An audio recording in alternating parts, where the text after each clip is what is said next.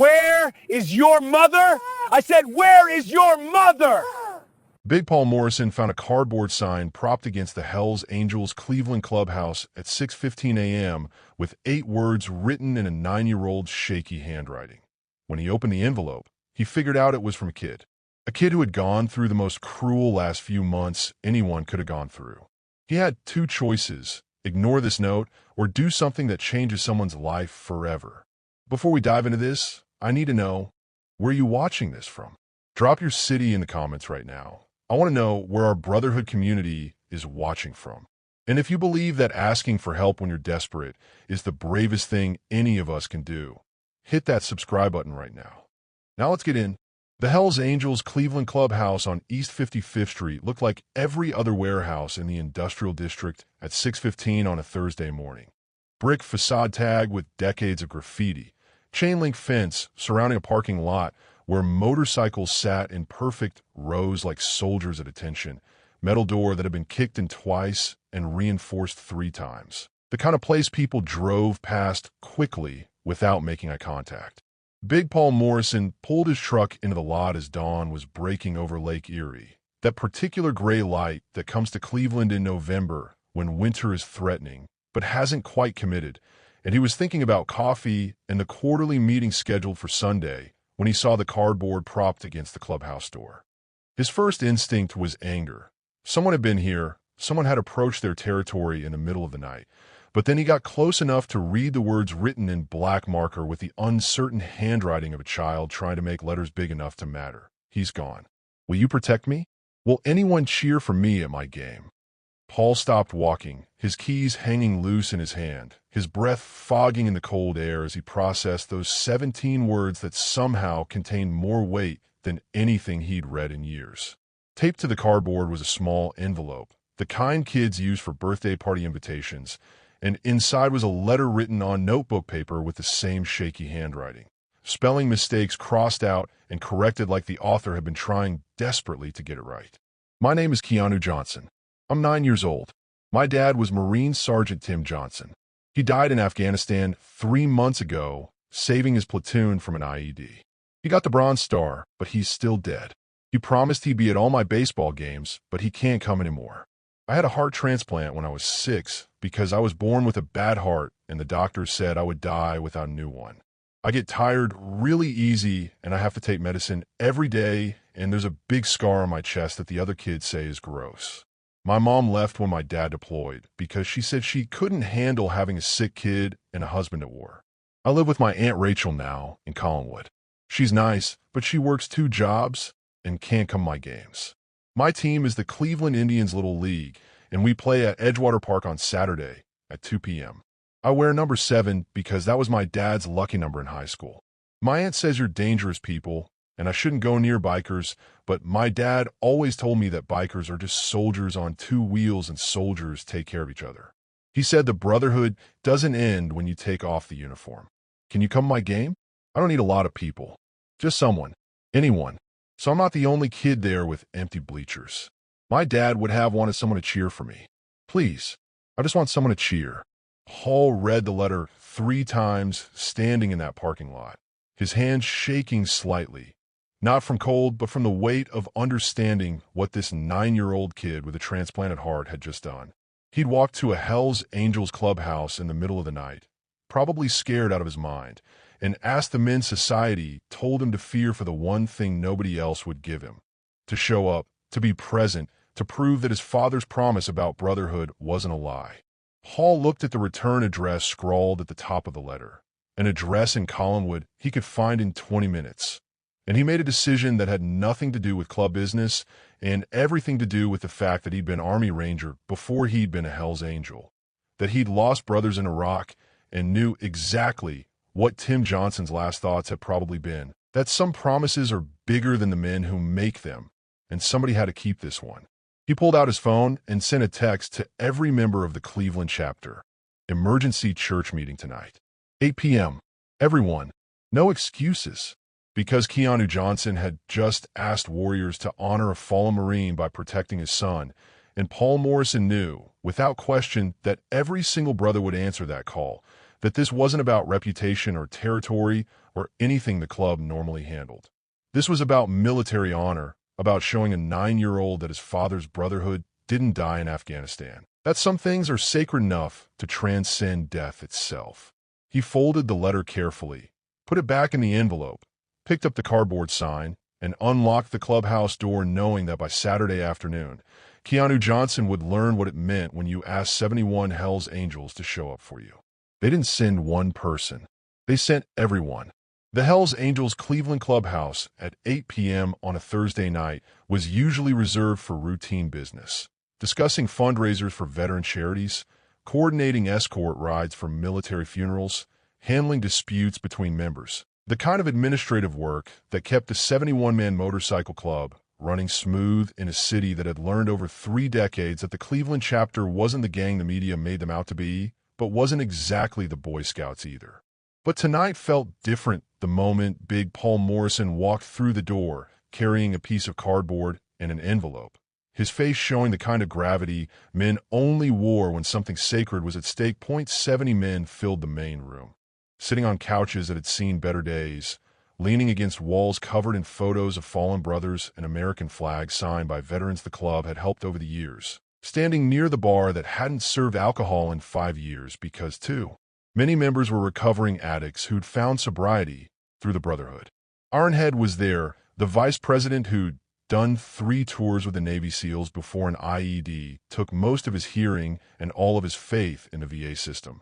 Stitch sat in the corner, the club medic who'd been an Army combat surgeon in Fallujah and still woke up some nights smelling blood that wasn't there anymore. Wrench, Kodiak, Gunner, Bear, men whose road names told stories about who they'd been before the cuts and who they'd become after. Paul didn't waste time with small talk. He held up the cardboard sign so everyone could see the words. He's gone. Will you protect me? Will anyone cheer for me at my game? The room went silent in a way only happens when men who've seen combat recognize something that matters more than themselves. I found this outside at dawn, Paul said, his voice steady but carrying weight. There's a letter. He opened the envelope and read Keanu's words aloud. Every detail about the 9-year-old with the transplanted heart, the Marine father killed by an IED in Afghanistan, the mother who'd abandoned him, the aunt working 2 jobs, the Saturday game at Edgewater Park where he'd be the only kid with empty bleachers, the plea that ended with my dad would have wanted someone to cheer for me. Paul finished reading and looked up at 70 faces processing what they'd just heard. Ironhead spoke first, his voice rough from years of shouting over helicopter rotors and motorcycle engines.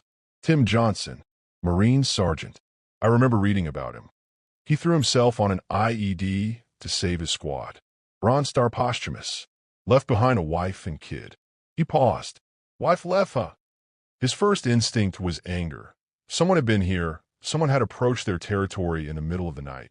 But then he got close enough to read the words written in black marker with the uncertain handwriting of a child trying to make letters big enough to matter. He's gone. Will you protect me? Will anyone cheer for me at my game? Paul stopped walking, his keys hanging loose in his hand, his breath fogging in the cold air as he processed those 17 words that somehow contained more weight than anything he'd read in years. Taped to the cardboard was a small envelope, the kind kids use for birthday party invitations, and inside was a letter written on notebook paper with the same shaky handwriting.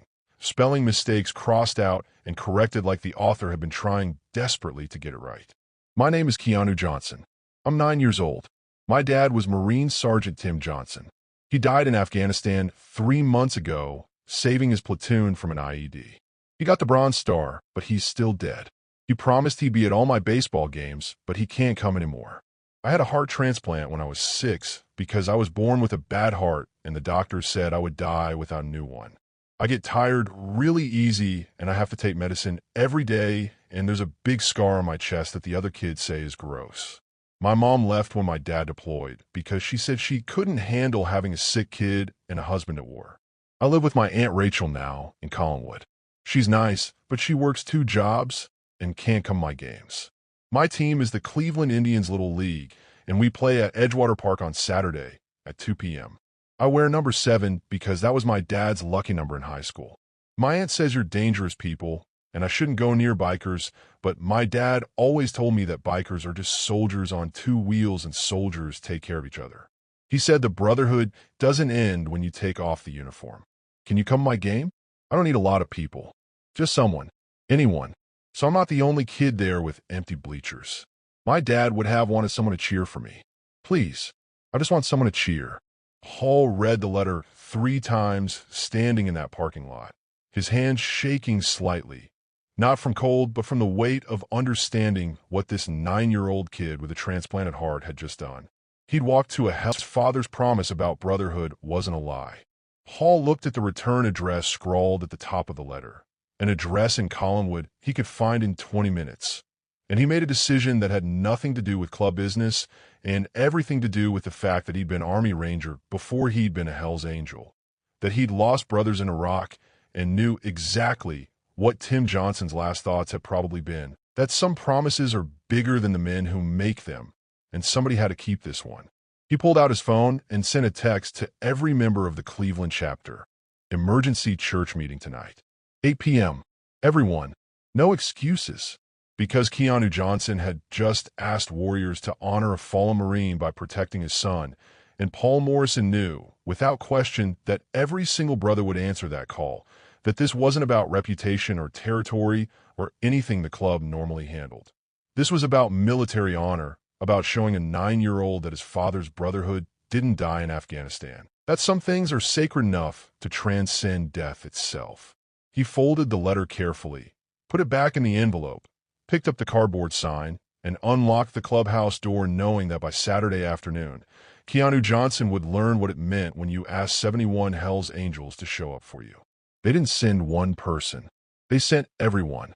The Hell's Angels Cleveland Clubhouse at 8 p.m. on a Thursday night was usually reserved for routine business, discussing fundraisers for veteran charities, coordinating escort rides for military funerals, handling disputes between members. The kind of administrative work that kept the 71-man motorcycle club running smooth in a city that had learned over 3 decades that the Cleveland chapter wasn't the gang the media made them out to be, but wasn't exactly the Boy Scouts either. But tonight felt different the moment Big Paul Morrison walked through the door, carrying a piece of cardboard and an envelope, his face showing the kind of gravity men only wore when something sacred was at stake. 70 men filled the main room, sitting on couches that had seen better days, leaning against walls covered in photos of fallen brothers and American flags signed by veterans the club had helped over the years, standing near the bar that hadn't served alcohol in 5 years because, too, many members were recovering addicts who'd found sobriety through the Brotherhood. Ironhead was there, the vice president who'd done 3 tours with the Navy SEALs before an IED took most of his hearing and all of his faith in the VA system. Stitch sat in the corner, the club medic who'd been an Army combat surgeon in Fallujah and still woke up some nights smelling blood that wasn't there anymore. Wrench, Kodiak, Gunner, Bear, men whose road names so everyone could see the words. He's gone. Will you protect me? Will anyone cheer for me at my game? The room went silent in the way only happens when men who've seen combat recognize something that matters more than themselves.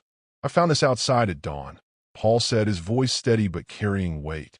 There's a letter. He opened the envelope and read Keanu's words aloud. Every detail about the 9-year-old with the transplanted heart, the Marine father killed by an IED in Afghanistan, the mother who'd abandoned him, the aunt working 2 jobs, the Saturday game at Edgewater Park where he'd be the only kid with empty bleachers, the plea that ended with my dad would have wanted someone to cheer for me. Paul finished reading and looked up at 70 faces processing what they'd just heard. Ironhead spoke first, his voice rough from years of shouting over helicopter rotors and motorcycle engines. Tim Johnson, Marine Sergeant. I remember reading about him. He threw himself on an IED to save his squad. Bronze Star posthumous. Left behind a wife and kid. He paused. Wife left, huh? Kid says she couldn't handle a sick child and a deployed husband, Paul answered. So this 9-year-old with a transplanted heart watched his father go to war, survived open heart surgery, got abandoned by his mother, and 3 months ago learned his dad died, saving his platoon. He let that sink in. And last night, this kid walked to our clubhouse, probably scared out of his mind because society tells children we're dangerous criminals, and asked us to come to his baseball game because he has nobody else. Stitch stood up from the corner, his medic instincts kicking in. Heart transplant at 6 years old means he's on immunosuppressants, anti-rejection meds, probably has stamina issues. Playing baseball's hard enough for healthy kids. This kid's doing it with someone else's heart keeping him alive. His jaw tightened. And he's doing it alone. Not anymore, Kodiak said, his massive frame unfolding from the couch. When's the game? Saturday, 2 p.m. Edgewater Park, Paul answered. Cleveland Indians Little League team.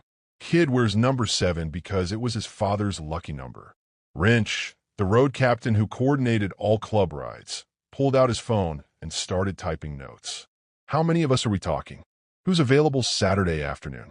Paul looked around the room, meeting every man's eyes. I'm asking for everyone. All 71 of us. Full cuts, full respect, American flags mounted, military honors protocol. He paused. This isn't about intimidation or making a scene. This is about a fallen Marine who promised his son he'd be at every game. And we're going to keep that promise for him. We're going to fill those bleachers so when Keanu Johnson steps up to bat, he hears 71 Warriors cheering loud enough that his father can hear it in Arlington. The vote didn't need to be called.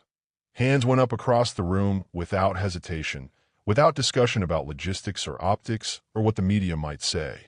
Ironhead nodded slowly. We need to visit the kid first. Before Saturday. He needs to know we're serious. Needs to see we're not just saying yes to make ourselves feel good. I was thinking the same thing, Paul agreed. Tonight, if possible. I've got the address, Collinwood neighborhood, about 20 minutes from here. I'm thinking small delegation, me, you, and Stitch. We show up respectful. We meet the aunt. We promise the kid face-to-face that we'll be there. He looked at Stitch. You're medical. You can talk to him about the heart transplant. Make him feel understood. What about the Little League? Gunnar asked from the back. You can't just roll 71 deep to a kid's baseball game without warning. That's how you get cops called, parents panicking, the whole thing turning into a disaster instead of what it should be. Paul nodded. I'll call the league commissioner tomorrow morning. Explain the situation. Leave out club affiliation at first. Focus on military honor, fallen Marine. Kid needs support. Once they understand why we're coming, they'll work with us. I'll also give Cleveland PD a heads up so they don't think it's a threat when 71 bikes show up at a public park. Bear, who'd been quiet until now, spoke up. What if the kid doesn't want us there? What if seeing 71 bikers freaks him out instead of helps him? Then we leave, Paul said simply. This is about what Keanu needs, not what makes us feel good. But I don't think that's going to happen. Kid walked to our clubhouse at night and asked for help. He knows who we are. His father told him bikers are soldiers on 2 wheels, told him the Brotherhood doesn't end when you take off the uniform. His voice got quieter. Tim Johnson trusted us to understand that message. We're going to prove he was right. Ironhead stood, his 6'4" frame commanding attention. Then let's go meet this kid. Let's show him that his father's Brotherhood didn't die in Afghanistan, that 71 of us are going to honor Tim Johnson by making sure his son never feels abandoned again. He looked at Paul. What's the aunt's name? Rachel. Paul answered, checking the letter. Rachel Johnson. She's Tim's younger sister. All right then. Ironhead grabbed his cut from the back of a chair. Let's go to Collinwood and make a promise we're actually going to keep. The house on East 156th Street in Cleveland's Collinwood neighborhood was the kind of place that told a story before you knocked on the door. Small post-war bungalow with siding that needed painting, chain-link fence around a yard where grass grew in patches between bare dirt, porch light that flickered like it was deciding whether to stay on or give up completely. The kind of home where people worked hard and still came up short every month. Big Paul, Ironhead, and Stitch pulled up in Paul's truck at 9 p.m. because showing up on motorcycles would have been too much too fast, and they stood in the street for a moment looking at the house where a 9-year-old with a transplanted heart lived with his aunt who was probably barely holding things together. We do this right, Paul said quietly. We're not here to intimidate. We're here to make a promise to a kid whose father died serving this country. They walked up the cracked concrete path, and Paul knocked. 3 firm raps that said serious but not threatening. The porch light steadied for a moment, and through the door's small window, they could see movement, shadow, hesitation. Then a woman's voice, cautious and tired. Who is it? Ma'am, my name is Paul Morrison. I'm here about the letter your nephew left at our clubhouse. About Keanu and the baseball game Saturday. Long silence.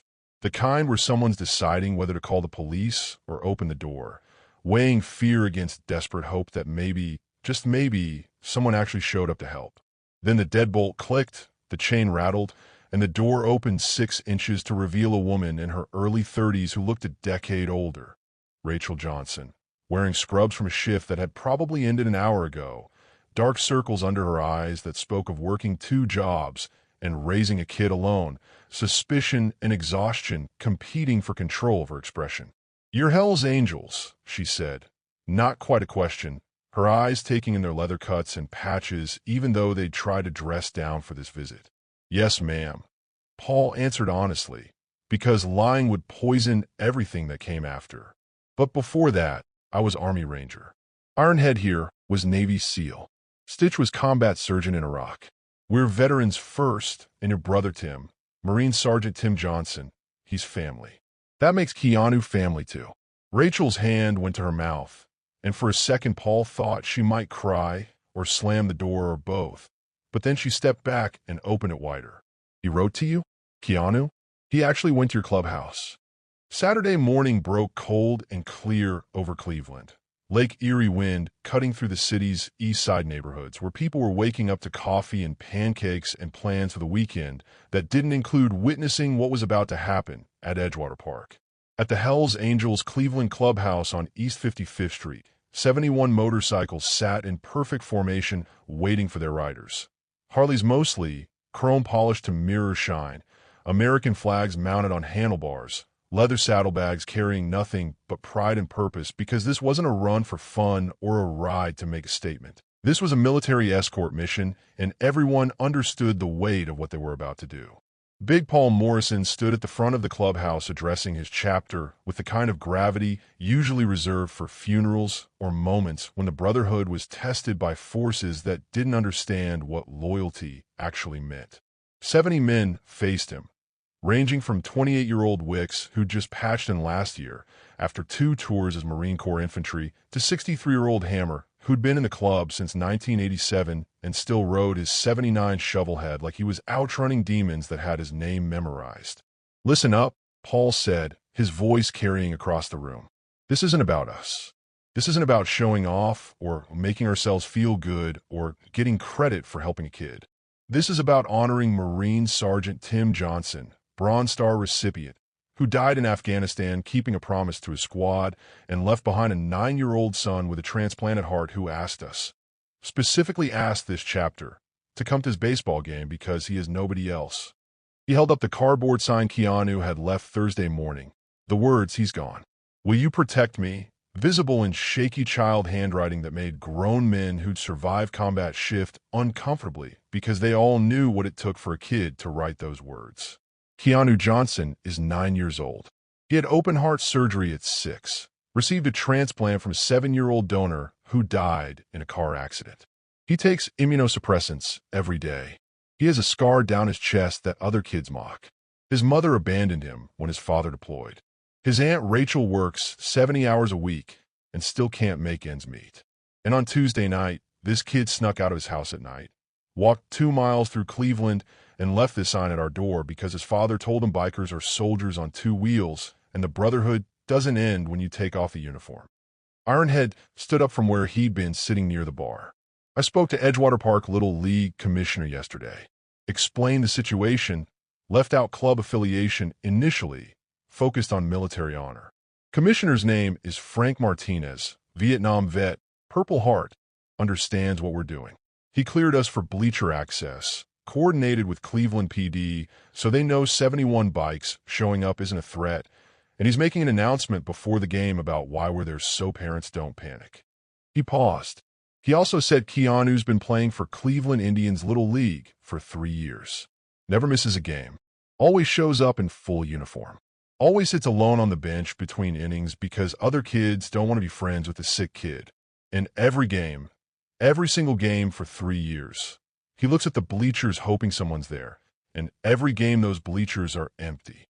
The room absorbed that information in the kind of silence that comes when men realize they're witnessing something that defines whether they're actually who they claim to be or just wearing leather and pretending. Stitch spoke next, his medic background making him the authority on Keanu's medical situation. Kids on serious immunosuppressants, tacrolimus, mycophenolate, prednisone. That means his immune system is deliberately weakened so his body doesn't reject the donor heart. He gets sick easier than other kids. He has stamina issues, can't run as long, gets tired faster, has to be careful about physical exertion. Playing baseball with someone else is hard. Playing baseball when you're 9 years old and everyone you love has died or left is harder. But he does it anyway because it's the one thing his father gave him that can't be taken away. Wrench, the road captain, had been taking notes on his phone. Edgewater Park is about 40 minutes from here if we take I-90 to West Boulevard. We need to roll out by 1 p.m. to arrive by 1:45. Give us 15 minutes to park and get at bleachers before 2 p.m. first pitch. Formation writing, 2 columns, flag bearers at front, Big Paul leads. We're not revving engines, not making noise, not drawing unnecessary attention. This is a respectful entrance. We're there to fill bleachers and cheer for a kid, not to intimidate anyone. Kodiak raised his hand from the back. What about after the game? We're not just showing up for one afternoon and then disappearing, right? This kid needs ongoing support. Someone at his games regularly, someone checking on him and Rachel, someone making sure they have what they need. Paul nodded. Already thought about that. We're setting up a rotation. 2 brothers at every game going forward. Different members each time, so Keanu gets to know the whole chapter. We're also establishing a fund for medical expenses and whatever Rachel needs for Keanu's care. And I'm personally committing to weekly check-ins, taking the kid to get ice cream, teaching him about bikes when he's older, being the adult male presence his father would have been. Bear spoke up. What if he strikes out? What if he plays bad? Do we still cheer? We cheer louder. Paul answered immediately. His father wasn't at games because Keanu was good at baseball. He was at games because Keanu was his son. We're there for the same reason, because he's Tim Johnson's son, and that makes him ours to protect. If he strikes out, we cheer. If he drops a fly ball, we cheer. If he sits on the bench the whole game, we cheer. Our job isn't to judge his performance. Our job is to make sure when he looks at those bleachers, he sees 71 Warriors who showed up because he asked. Hammer, the oldest member, stood slowly. He'd been in the club for 37 years, had seen chapters rise and fall, had buried more brothers than anyone wanted to count, and when he spoke the room listened because Hammer didn't waste words on things that didn't matter. I was in Vietnam in '68. Tet offensive. Lost my whole squad in Hughes City. 15 men I trained with fought beside, considered family. When I came home, nobody gave a damn. No parades, no thank you for your service. Just people spitting on my uniform and calling me baby killer. I joined this club in '87 because I needed brothers again, needed men who understood that some bonds are forged in fire and can't be broken by time or distance or society's bullshit. He looked at Paul. Tim Johnson died, keeping a promise to his squad. That's what Warriors do. And if we don't keep his promise to his son, if we don't show that kid his father was right about brotherhood never ending, then we're not worthy of wearing these cuts. So I'm in, all the way, and I'll be at every game after this one if you need me. The room erupted in agreement. Men standing, voices overlapping, the energy shifting from solemn to committed to something that felt like redemption might actually be possible if you just showed up when someone needed you. Paul raised his hand for silence. One more thing. I know some of you are thinking this is just a feel-good story, that we're helping a kid, and that's nice, but it's not what the club's about. Let me be clear. This is exactly what the club's about. We're veterans who came home and found brothers because the world didn't want us. We wear these cuts because the military gave us purpose and the Brotherhood gave us family. And when a 9-year-old asks us to honor his Marine father by showing up to a baseball game, we say yes because that's the only answer that matters. At 1 p.m., 71 Hells Angels rolled out of the East 55th Street clubhouse in perfect formation, 2 columns of motorcycles that sounded like rolling thunder.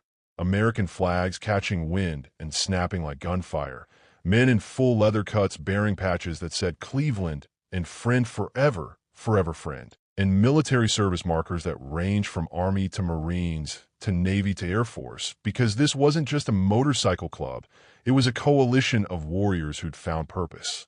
After war, and we're about to prove that purpose meant more than reputation. They took I-90 west through Cleveland, citizens on sidewalks stopping to watch this procession that looked like a funeral escort or presidential motorcade, or something equally significant that demanded attention and respect. News helicopters picked them up somewhere around the Detroit Shoreway neighborhood, cameras capturing the spectacle of 71 bikes moving in synchronized precision toward a destination nobody knew yet, but everyone would remember. By 1:45 p.m., they reached Edgewater Park, a sprawling recreation area on Cleveland's west side, where Lake Erie met baseball diamonds and families came on weekends to pretend life was simple and good. The Little League fields were already filling with players and parents, kids in uniforms throwing warm-up pitches, mothers setting up folding chairs with coolers full of juice boxes and orange slices, fathers wearing team caps and calling encouragement that their sons would either treasure or resent for decades, depending on how the game went. And then 71 motorcycles rolled into the parking lot, engines rumbling low and purposeful, and every conversation stopped because people didn't know whether to be terrified or curious or both. Big Paul dismounted first, removed his helmet, and walked toward the field manager's booth where Frank Martinez, the Vietnam vet commissioner Ironhead had spoken to, was waiting with an expression that suggested he understood exactly what was about to happen and was fully on board. "Mr. Morrison," Frank said, extending his hand. "Hell of an entrance." "Wasn't trying to scare anyone," Paul answered. "Just trying to show a kid that 71 warriors take promises seriously." Frank nodded. "Keanu's team is warming up on Field 3. Home team bleachers are on the first base side. I've already talked to parents, explained that you're here for military honor, that Tim Johnson was killed in Afghanistan, and you're honoring his memory by supporting his son. Most people get it. The ones who don't, well, they'll figure it out when they see how you conduct yourselves." He paused. "Kid doesn't know you're coming." His Aunt Rachel wanted to surprise him. Said he'd been so anxious all week, worrying you might not show, that she didn't want to get his hopes up. So when you walk to those bleachers, you're going to see a 9-year-old realize that 71 men actually kept their promise. Paul looked toward Field 3, where he could see small figures in white and red uniforms throwing baseballs, and somewhere among them was Keanu Johnson, 9 years old, transplant at heart, dead father, abandoned mother, carrying more weight than any child should have to bear. "Then let's not keep him waiting," Paul said. "Let's show Tim Johnson's son what brotherhood really means." 71 Hell's Angels walked toward Field 3 in formation, boots on grass, sounding like an approaching army. And when they reached the home team bleachers, they began filling seats, methodically, respectfully, men in leather cuts taking their positions like soldiers at a ceremony, because that's exactly what this was. And in the dugout, Keanu Johnson looked up from tying his cleats, saw the wall of bikers filling bleachers that had been empty for every game he'd ever played, and his face transformed from confusion to disbelief to overwhelming joy in the space of 3 seconds before he started crying so hard his teammates stopped their warm-ups to see what was wrong. Except nothing was wrong. For the first time in 3 years, everything was finally, impossibly, perfectly right. Keanu Johnson stood in the Cleveland Indians Little League dugout at Edgewater Park, watching 71 Hell's Angels fill the home team bleachers with the kind of methodical precision that comes from military training, and his brain couldn't process what his eyes were seeing, because this was impossible. He'd written a letter asking for one person, maybe 2, hoping that somebody would show up, so he wouldn't be the only kid with empty bleachers. But 71 meant something entirely different. 71 meant an army had mobilized for him. 71 meant his father's promise about brotherhood never ending wasn't just words meant to make a scared kid feel better before deployment. His hands started shaking, his legs went weak, and he sat down hard on the dugout bench, still holding his baseball glove while tears streamed down his face and his teammates. 9 and 10-year-olds who'd spent 3 years treating him like he was made of glass they might break, gathered around asking if he was okay, if he needed his inhaler, if they should get Coach Rodriguez. But Keanu couldn't speak, couldn't explain that these weren't sad tears or scared tears, but the kind of crying that happens when something you've given up hoping for suddenly becomes real and overwhelming and too big for a 9-year-old heart, even a transplanted one, to handle without breaking open completely. His Aunt Rachel appeared at the dugout entrance, and she wasn't trying to hide her own tears because she'd watched her nephew write that letter on Tuesday night after he thought she'd gone to work, had watched him sneak out at midnight to walk 2 miles through dangerous Cleveland neighborhoods because he was that desperate for someone to care, and she'd spent the last 4 days praying that these bikers weren't cruel enough to give a sick kid false hope and then not show up. But they'd shown up, all of them, and they were still arriving. More bikes pulling into the parking lot, more leather-clad men walking toward Field 3, parents in the opposing team's bleachers watching with expressions ranging from fear to confusion to grudging respect, because whatever this was, it clearly mattered more than a Little League baseball game on a Saturday afternoon in November.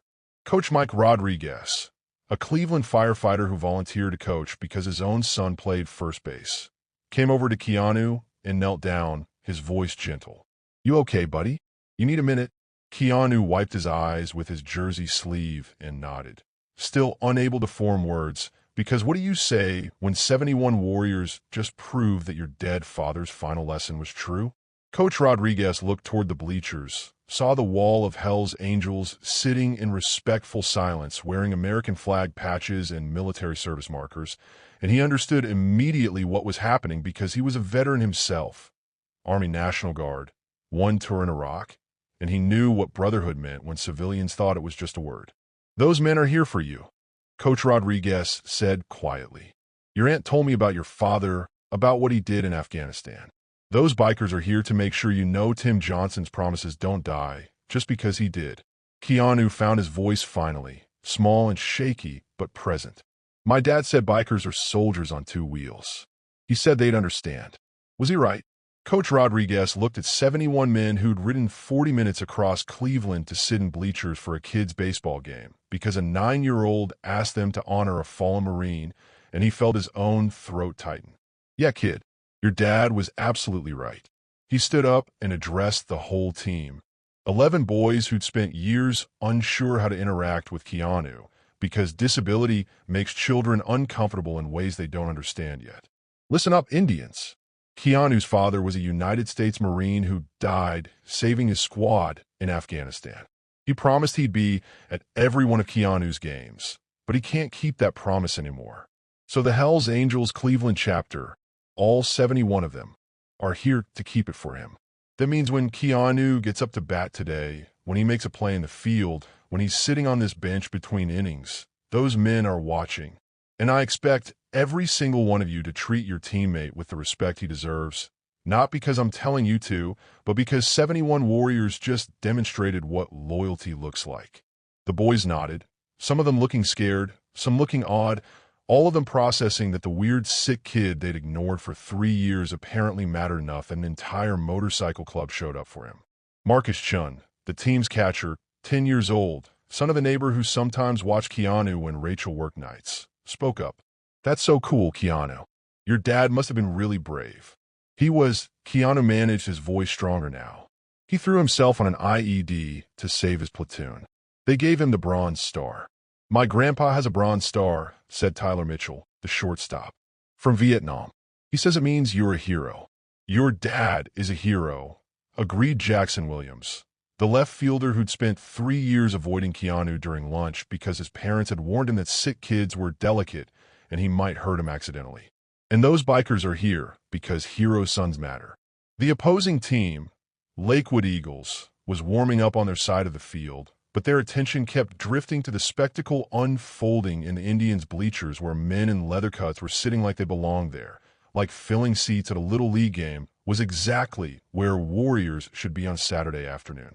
Frank Martinez, the league commissioner, walked to home plate with a microphone, and his voice crackled through the PA system that usually announced scores and asked parents to move their cars out of fire lanes. "Ladies and gentlemen, before we begin today's game, I want to address the presence of the Hells Angels Cleveland chapter in our bleachers. I'm a Vietnam veteran, Purple Heart recipient, and I understand that some of you might be concerned about their presence. Let me be clear. These men are here for one reason: to honor Marine Sergeant Tim Johnson, who was killed in Afghanistan in January saving his platoon, and to support his son Keanu, who plays for the Cleveland Indians. Sergeant Johnson promised his son he'd be at every game. The Hells Angels are here to keep that promise for a fallen brother. They are welcome here. They are honored guests, and I expect everyone to treat them with the respect they've earned by showing up today. The announcement created a ripple effect. Parents who'd been clutching their children protectively relaxed slightly, understanding this wasn't a threat, but something closer to a ceremony, while the bikers in the bleachers remained motionless and silent, letting their presence speak for itself. Big Paul Morrison sat in the front row, directly behind home plate, flanked by Ironhead and Stitch, and when Keanu looked over from the dugout, Paul raised his hand in a small wave that said, "We're here. We kept our promise. Now go play baseball like your father taught you." The umpire called for teams to take the field, and Coach Rodriguez read the lineup. Batting ninth and playing right field, number 7, Keanu Johnson. The announcement usually generated polite applause from whatever scattered parents were watching, but today it generated something entirely different. 71 Hells Angels stood as one and cheered like Keanu had just hit a walk-off home run in the World Series. Their voices so loud that birds scattered from nearby trees, and the opposing team stopped their warm-up to stare at what was happening, trying to understand why this small kid in a too-big uniform was receiving a standing ovation for. Simply existing. Keanu jogged to right field position, his legs shaking not from his heart condition, but from the overwhelming emotion of being seen, of maturing, of finally understanding that his father's death didn't mean he was alone in the world. The first inning passed without action in right field. The Lakewood Eagles were a weak-hitting team, and most balls stayed in the infield. But in the bottom of the first, when the Indians came to bat, Keanu was 9th in the order, which meant he'd get his chance if the team got through the lineup. That didn't. 3 quick outs, and the Indians headed back to the field down 0-0. Second inning, Lakewood scored 2 runs off a double that landed in left field far from where Keanu was positioned. Bottom of the second, Indians managed 1 run, but stranded 2 runners, still down 2-1. Keanu hadn't touched the ball yet, hadn't had an at-bat yet, was just existing in right field hoping something, anything, would happen that would let him show the 71 Warriors in the bleachers that he was worth their time. Top of the third inning, Lakewood had runners on first and second, 1 out, and their cleanup hitter, a kid built like he should be playing middle school ball, stepped to the plate and took a massive swing at the first pitch. The crack of the bat was unmistakable, and the ball sailed high and deep toward right field, and every person in Edgewater Park watching Field 3 realized simultaneously that this was Keanu's moment, that the ball was heading directly toward the 9-year-old with a transplanted heart who just asked 71 Hells Angels to show up and cheer for him. Keanu ran. Not fast because his heart condition meant stamina was a constant battle, but determined, tracking the ball against the gray Cleveland sky, while 71 bikers leaned forward in the bleachers like they could will him to make the catch through sheer force of collective hope.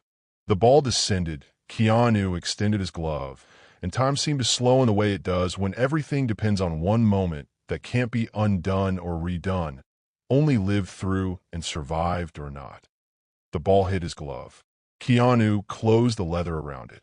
He stumbled, almost fell, regained his balance, and the umpire's hand went up signaling the out, while 71 Hells Angels erupted in cheers so loud that the Lakewood Eagles parents jumped in their seats, and opposing players on the field looked around trying to understand what justified this level of celebration for a routine fly ball in a regular season Little League game.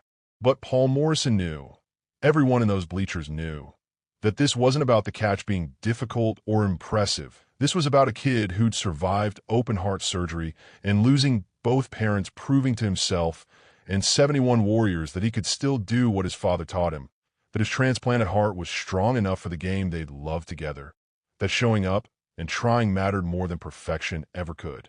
Keanu held the ball up like it was a trophy, tears streaming down his face again, and he looked toward the bleachers where Big Paul was standing and cheering, where Ironhead had his massive fists raised in celebration, where 71 leather-clad men were demonstrating that when you ask Warriors to honor a fallen brother by showing up for his son, they don't just fill seats, they become family.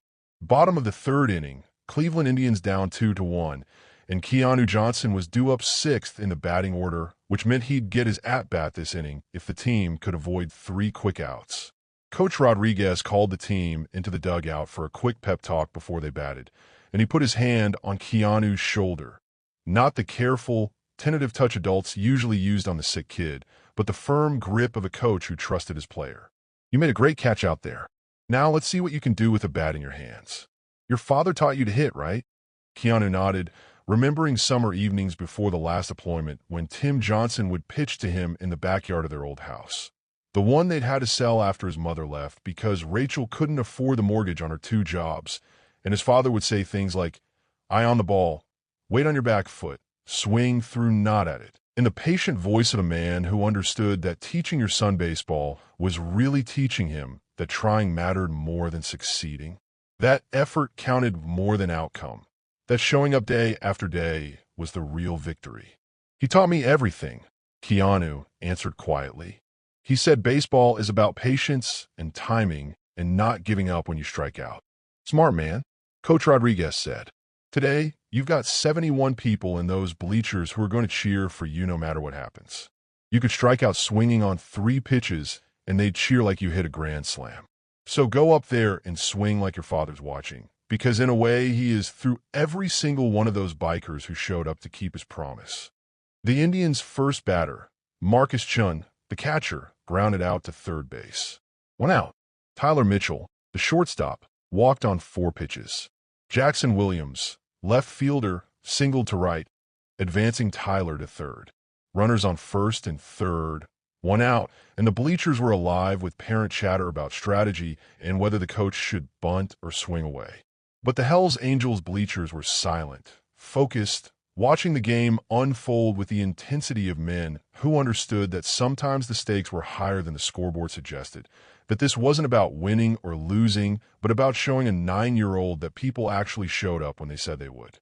The Indians' cleanup hitter, a 10-year-old named Connor Davis who was built like a future linebacker, came to the plate and promptly struck out on 3 swings, the kind of aggressive at-bat that looks impressive even when it fails. 2 outs now. Runners still on first and third, and the next batter, right fielder Tommy Peterson, hit a weak grounder to second base that should have ended the inning except the Lakewood second baseman bobbled it. Everyone was safe, and now the bases were loaded with 2 outs, and Keanu Johnson stepping into the batter's box wearing number 7 because it was his father's lucky number, and maybe luck was inheritable like blood type or eye color or the capacity to believe that dead Marines still kept their promises through leather-clad proxies. Keanu's hands were shaking as he gripped the aluminum bat, a 27-inch Louisville Slugger that was probably too heavy for his thin frame, but was the one his father had bought him 2 Christmases ago, the last Christmas before deployment, and using any other bat felt like betrayal. The Lakewood pitcher was a kid named Brett something or other, 11 years old, already hitting puberty, throwing harder than anyone else in the league, which was why Lakewood was 8-2 this season while the Indians were 4-6.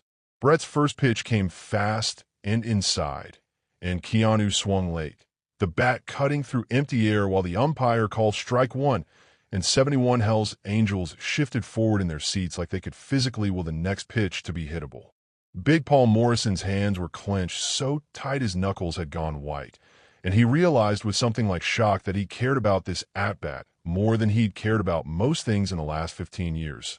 That watching a 9-year-old with a transplanted heart try to hit a baseball had become the most important thing happening in Cleveland right now. More important than club business or reputation or anything except making sure this kid understood that 71 Warriors believed in him even if he struck out, even if he failed, even if he never got a hit in his entire Little League career.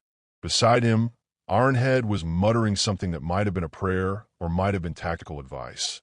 And Stitch had pulled out his phone to record this moment because some things need to be documented, need to be remembered, need to be proof that sometimes the world is good and people show up and courage looks like a sick kid standing in a batter's box refusing to give up.